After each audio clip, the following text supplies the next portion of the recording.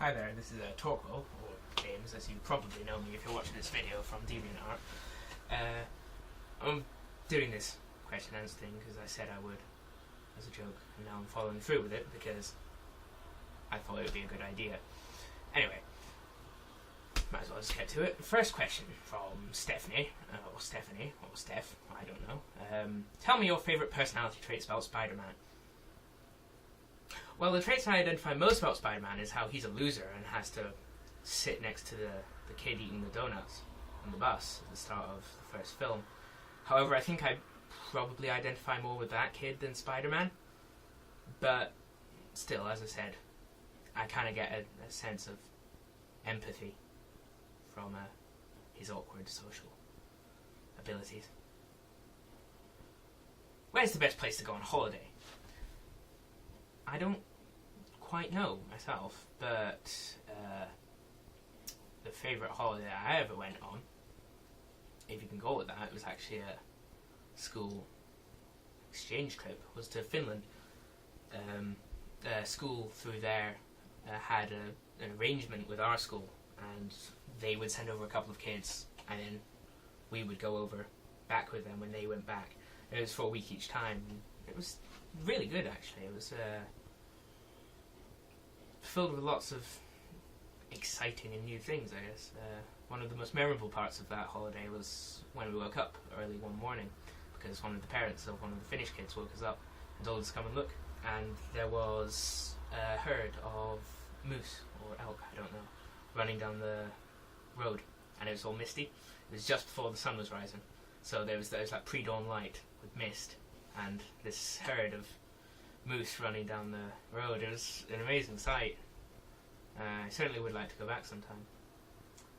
Who's your bestest Everest friend and why? Max, you know it. Why? I guess we've been friends for the past 7 years, 8 maybe. Wait, no 7. Yeah, no 7. It's just I get on really well with him. We have very similar interests.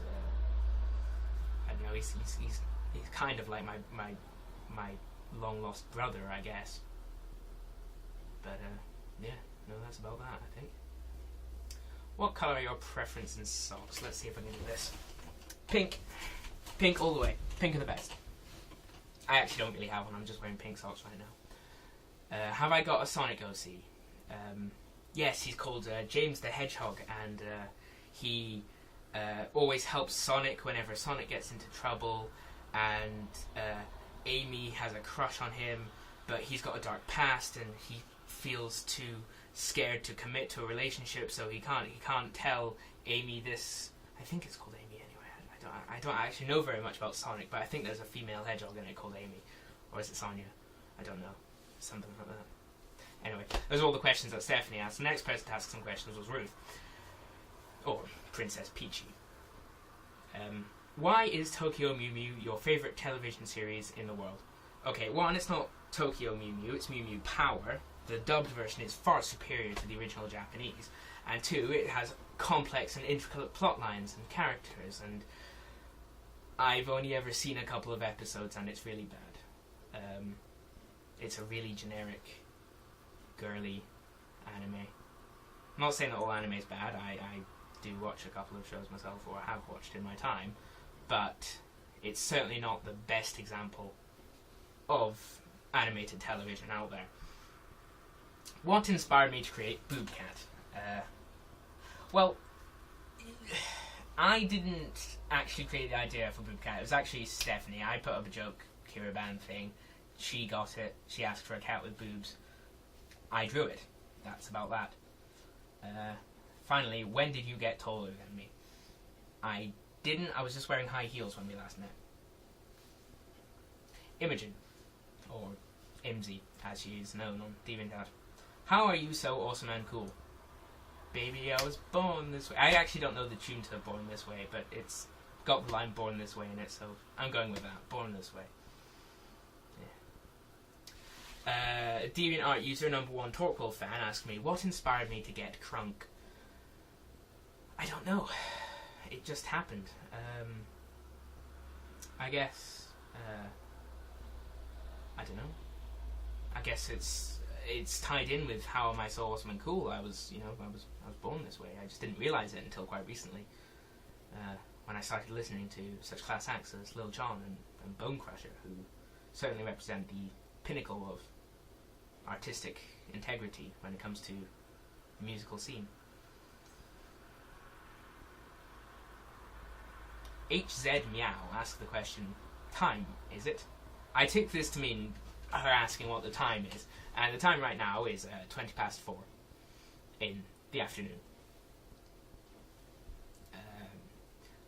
I like your hair, another DeviantArt user asked me, how many hot chicks do I pull a day? All the chicks. All of them. The actual correct answer to this is the mean average would be 0. What came first, the chicken or the egg? This is actually a really interesting question because, you know, though the obvious way to answer this is saying that, oh, the precursor to the chicken laid the egg, from which what we now define as the chicken hatched out. However, when I looked into this a bit, I actually... Okay, the chicken itself is not actually a distinct species. It's the domesticated half-brother, I guess, of the red jungle fowl, I think. However, they can still interbreed, so a chicken is, as I said, is not a distinct species. So, what it comes down to is domestication genetic or mimetic? Is it passed on from the chicken's parents down to the chicken through actions, or is it passed down through the genes? I don't know the answer to that. If the answer to that is mimetic, you could actually honestly make an argument that the chicken came first, because what we'd find is the chicken is domesticated red jungle fowl, and if the domestication happens within the lifetime, and the egg for the chicken did not... But the counter to that, of course, would be that the egg was laid, and what became the chicken hatched out. But I think the idea here is meant to be the chicken egg, so it's still a red jungle fowl egg before the chicken is formed. But that being said, if it is genetic, which it certainly well could be, then you would probably have to say that the egg came first. However, on the flip side for that, when do you define what is life? I mean, at the point of conception, is that you then have the genetic DNA that will form the chicken?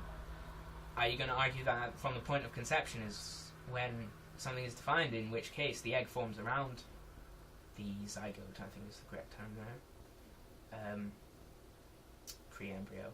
But I don't know. I mean, yeah, that's actually getting into a bit of tricky waters there. What defines, at what point does life become life? But yeah, no, I'll leave it there. That's, I don't know is the answer to what came first, the chicken or the egg. Finally, Blue Tit Fan, another DeviantArt person, asked me, how many times can Blue Tit chuck off if he's only seen one tit?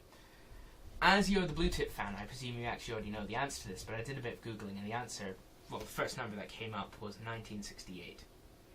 So, 1,968 times is going to be my answer if he's only seen one, but I don't know. Anyway, that's all the questions that I was asked, so I'll leave it there. Thank you very much.